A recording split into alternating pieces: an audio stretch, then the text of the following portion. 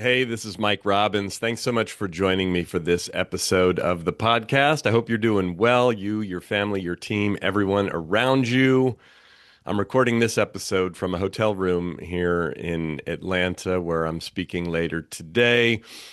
And I want to talk about something simple, but something that's been really impacting me over the last 24 hours. My wife, Michelle, sent me a text yesterday with a little, video from TikTok, which she often does. And it was a very short one recorded by a young man who looked to be maybe 20 years old.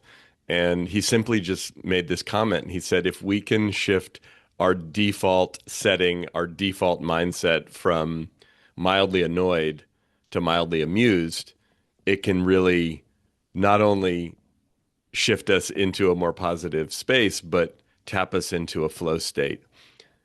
And I've been thinking about that a lot over the last 24 hours and just realizing that even as much as I aspire to be, you know, positive and have a healthy perspective on things and keep things in perspective and, look for the good and all the things that I talk about here on the show and that I've written about and spoken about over the years, that a lot of times my default setting is mildly, if not more than mildly, annoyed, frustrated, worried, looking for what's wrong, trying to anticipate the problems, the issues before they happen. And look, I understand that a lot of us do this for understandable reasons, and the world is complicated. We have a lot going on. There's so much happening in the country, in the world, in the economy, in our businesses, in our lives, with our families, with the teams that we lead with. There's a lot happening. And especially right now, as I'm recording this, I mean,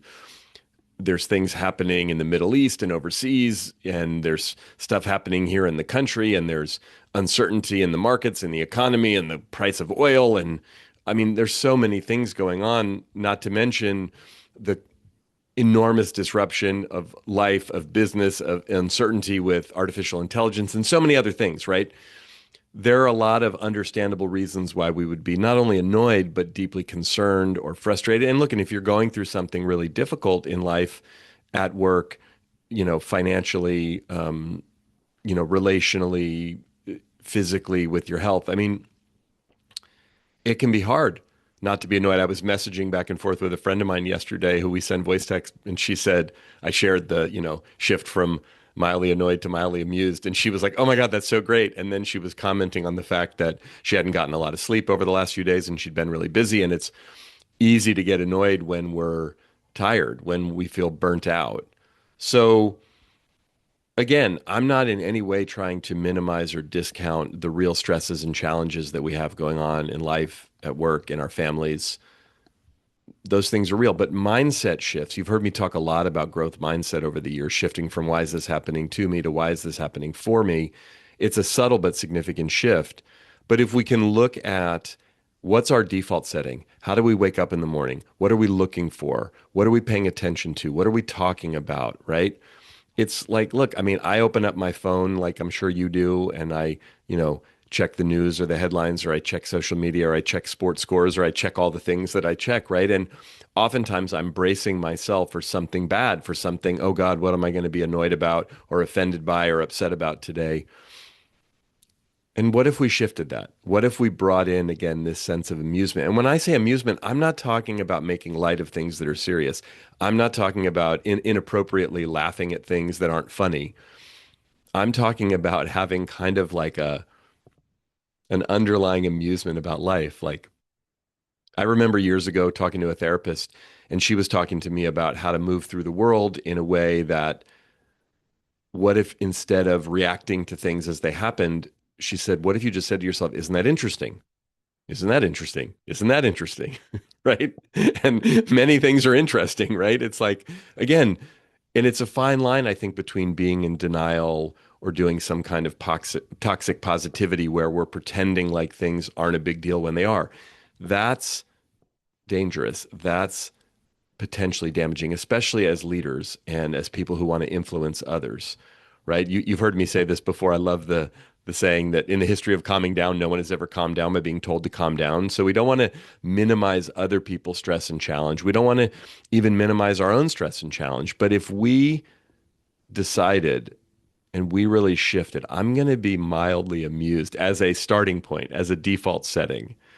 Now, that doesn't mean that I can't get really amused and really excited and really hopeful and passionate and fired up. That doesn't mean I'm not going to ever get upset or be stressed about something or be worried about something. I mean, that's part of life. But if our default setting is mildly amused, then we're kind of looking for the humor, the wisdom, the joke, the perspective, like not taking ourselves so seriously, right? My mentor and dear friend, Richard Carlson, years ago wrote the great book, Don't Sweat the Small Stuff. And it's all small stuff was kind of the second part to the title of that book. And, I mean, Richard passed away almost 20 years ago now, and I miss him all the time. But I think about having conversations with Richard about life, and he was like, look, Mike, big stuff does happen. But so often we waste so much time and energy stressing out about small stuff that really isn't that big of a deal. And a lot of times, when something really big happens that is intense, that is challenging, it often puts things in perspective. And we go, oh my gosh, what was I stressed about? What was I worried about? Why was I concerned about all these little things when that wasn't that big of a deal in comparison to this really big thing? But what if we could bring that perspective on a daily basis without something really big happening, even and especially in the midst of all of the chaos and uncertainty and change and disruption and stress and challenge that's going on for so many people right now? Right? We often get more of what we focus on. So if we keep focusing on how hard it is and how difficult it is and how stressful it is and how much things are disruptive and disrupted and, uncertain. And again, that may be true, but it's like, can we bring some lightness, some levity to it? Can we see the joke? Can we laugh appropriately, of course? Can we bring that sense of lightness? Again, one of the chapters in Richard's book, and I think I may have mentioned this in the last week or two here on the show, is like 100 years, all new people. Now, look, I know people are living longer, and with AI and advances in medicine and health, maybe we'll be living longer than we've been living. But in general, if you imagine right now all the people that you know, and you fast forward 100 years, you're not going to be here. I'm not going to be here. Most of the people that we know, maybe brand new, babies who are just born or, but that's a way to keep things in perspective. Sometimes when I get really stressed out, I'll watch or read something about history and I'll think about like all of these really serious and important people who were running countries and, impacting the world in significant ways and realize, most of them, if not all of them, are gone if it was, far enough back in history. And like, what do we remember about them? I mean, there's legacy and there's what they did or what they said. And the vast majority of people, ourselves included, aren't going to be written about in history books. What legacy do we leave in terms of the impact on the people around us? We were having this conversation. Michelle and I went out to lunch with some friends over the weekend, and we were talking about legacy and we were talking about generations. And we started talking about storage units and having old stuff from our parents and our grandparents and hanging on to kind of mementos and yearbooks and diplomas and, photos and all these things. And like, what do we do with those things? I've been dealing with this. I have a storage unit with stuff from my dad and my mom and my sister and stuff from my childhood growing up, and they mean something to me. And I want to figure out what's the best way to capture them and highlight them and pass them on to, my niece and our girls. And but we were talking about like what people might remember about any of us. And I was sharing with them my friend and mentor Fred Leskin, who was a professor at Stanford and did a bunch of research on forgiveness and mindfulness. Really interesting, fascinating guy. But when he speaks, he sometimes asks this question of the audience. He'll say, how many of you know the first and last name of your parents? And of course, most people raise their hand. How many of you know the first and last name of your grandparents? And then he starts going back, great grandparents, great great grandparents. How many of you know, one first and last name of your great great great great grandparents? And look, these days, while we use 23andMe or Ancestry.com or these things where maybe we have access to more of this information. But Fred would often ask this question, 10, 20 years ago. And he said, usually within a few generations, I could get a room full of 100 people where nobody could even remember or know the first and last name of even one of their direct descendants. And what he would say, my point of even asking those questions was like, why are you taking yourself so seriously? Like a few generations from now, your own direct descendants probably won't even know your first and last name, let alone the decisions that you've made, the mistakes that you've made, the successes that you've had. And again, not that the things that we do aren't important one way or the other, but I think we tend to take ourselves way too seriously. We tend to move through the world, mildly, if not more than mildly, annoyed, frustrated, an upset sort of waiting to happen. And you've probably heard me share this before, but I had a mentor years ago say to me, Mike, there's two things you could do. And if you did these two things, they would dramatically improve the quality of your life. He said they're relatively simple. They're just not easy. He said the first thing is be easy to impress, like genuinely easy to impress. Like, whoa, wow, like be in awe of life, of beauty, of nature, of technology, of humans, of just be in awe. Whoa, wow. He said, and the second thing is be hard to offend. Easy to impress, hard to offend. I think I did a whole episode on this a while back, but most of us, if we're really honest, we have it the other way around. It's really hard to impress us, especially these days. Take something. You got to show me something. Better be lots of bells and whistles and fancy AI, and it's got to be something that I've never seen before, never heard before, right? And then on the flip side, we get offended so easily. Did you see that? Could you hear what they said? Did you see that email? Can you We get offended, like we're ready to be offended and upset. And look, I'm not saying there aren't things genuinely offensive that happen in life. I'm not saying there aren't things that are genuinely upsetting. But I think a lot of what we do is add insult to injury, add a lot of meaning on top of things that doesn't necessarily serve us. We end up being annoyed about a whole bunch of things that really aren't that annoying. Look, Michelle and I have two young adults who are raising. Samantha just turned 20, so she's not even a teenager anymore, and Rosie's 17. And one of the things about adolescence, as I've been really face to face with remembering my own adolescence and seeing it as our girls are going through adolescence, is that things tend to be really overblown and very dramatic when we're in adolescence. This is the worst thing that's ever happened to me. This is my best friend for the rest of my life, right? It's like there's a lot of absolutes. And again, that's part of the process. That's part of the developmental process. And I'm not saying this disparagingly against our girls or any adolescents or myself or you or any of us when we were adolescents, but there's a tendency to overreact when we're in that stage of life. And that stage of life, while we move through it into our 20s and 30s and 40s and 50s and 60s and 70s and 80s and on, I happen to be in my 50s now, that adolescence still lives inside of us.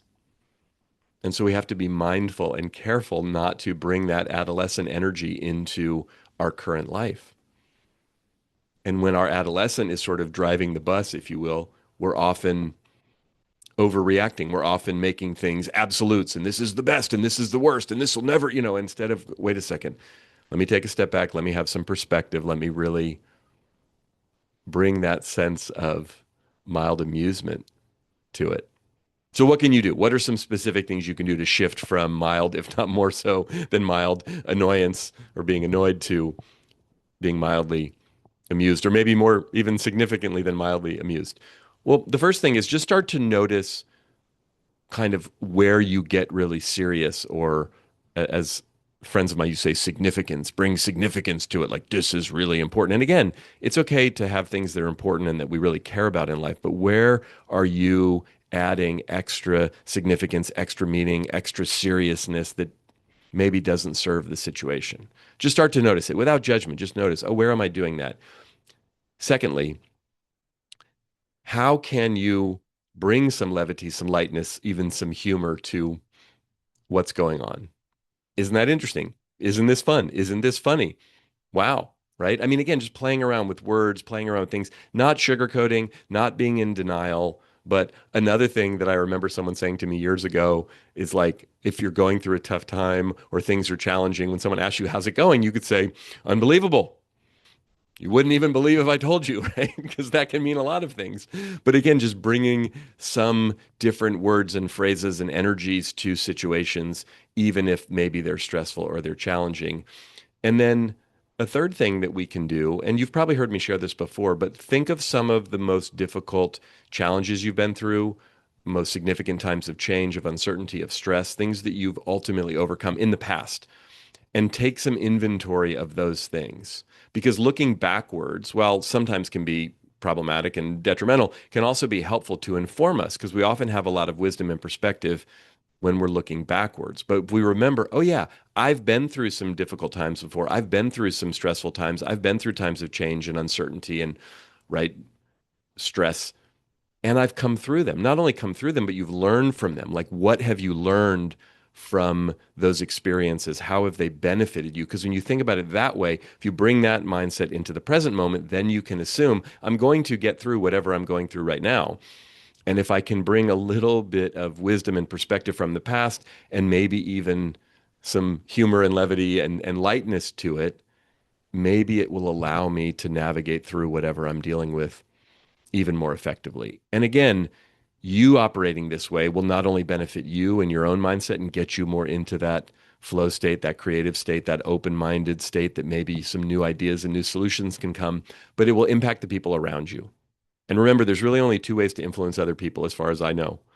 And I've seen and I've researched and I've experienced. One is that we can model what we want, do what Gandhi taught us, be the change. So you operating with this sense of, you know, amusement, lightness will hopefully influence the people around you. You can also give people feedback, but not feedback like you should stop being so, annoyed. They're going to get defensive. But invite them into that state of amusement, that state of perspective by encouraging them or letting them know maybe what the impact of some of their behavior might be, but doing it as an invitation, not as a judgment. Thanks for listening. Thanks for watching. As always, I appreciate it. Make sure to rate and review the episode or the show if you haven't done so already, and subscribe if you're not already subscribed so you don't miss any future episodes. And there's some links in the show notes and down below if you're watching this on YouTube where you can learn more about me or connect with me. Best place to do that is at our website, which is mike-robbins.com. Until next time, keep bringing your whole self to work and to life. And remember, we're all in this thing together.